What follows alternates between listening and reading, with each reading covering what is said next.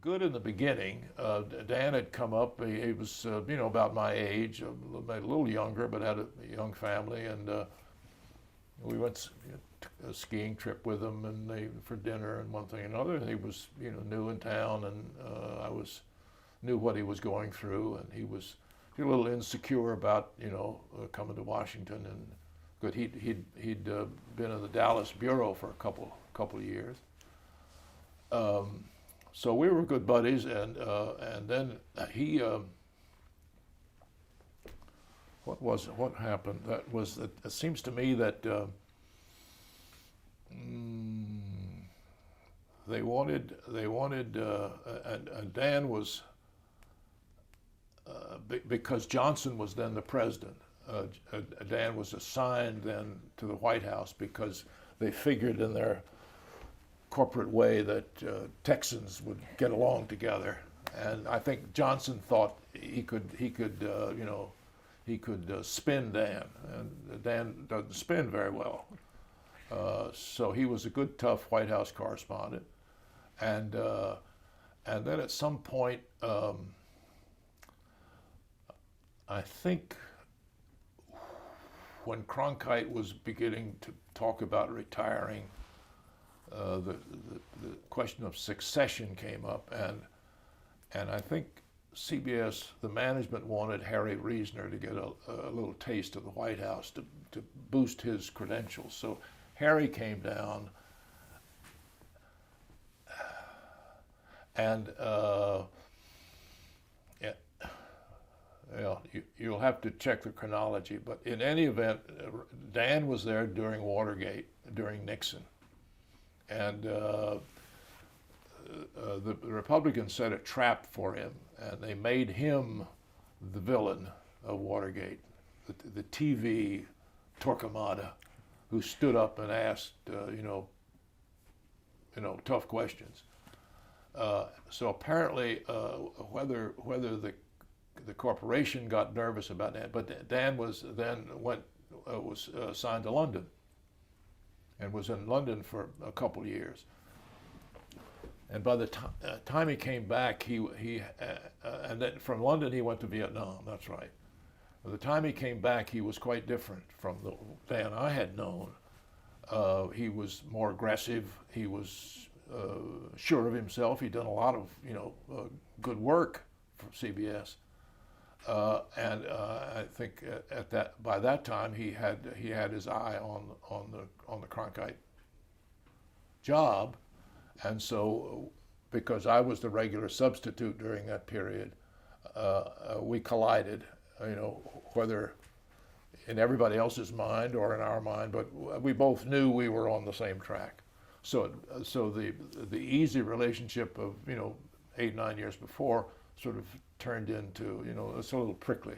Looking back on it, I'm really, it may sound like I've figured out this answer because I didn't get the job, but I'm really, after a year or so, I'm really relieved that I didn't get the job because television news was changing an awful lot during this. Was in the 80s now. And the competition was beginning. There was, C-SPAN coming, and VCRs, and the cable was, and the whole Cronkite tradition of hard news from beginning to end, except for a weekly Charlie Kuralt piece, was changing, and so the ingredients of a newscast were changing, and it was not a journalist's broadcast anymore. It was kind of it was, and Dan was, he was very intense on the air, never quite comfortable with himself, and he kept the evening news in first place for about a year, and then it began to slide off, and it dropped to third, and still there. And I think that coincided with the rise of ABC, which had been kind of a weak sister, not much competition, and with the demise of Huntley and Brinkley, and so all of that it didn't help Dan, you know, and then they got desperate, and they tried to, you know, bring Connie Chung in as co-anchor, and that relationship was probably as explosive as the Barbara Walters Harry Reaser relationship. I mean, they would not see each other, Dan and Connie, until they both appeared in the newsroom at 6:28. I mean, they didn't even talk to each other because Dan's so resented, and I don't blame him. I must say, I don't blame him. But anyway, after it was all over. Do you know if Cronkite had a preference for who would succeed him? I don't know whether, I don't know, I know I've heard, and I think he said publicly that while he supported the Rather's replacement, he regretted it later. I've never heard him say that, but I've seen it in print somewhere. But anyway, well after all this was over, and Dan, I think, had been unhorsed, I got a call from a reporter at Politico when they were just getting started. Could I have lunch? And I said sure. So he talked around. So what? How about you and Rather?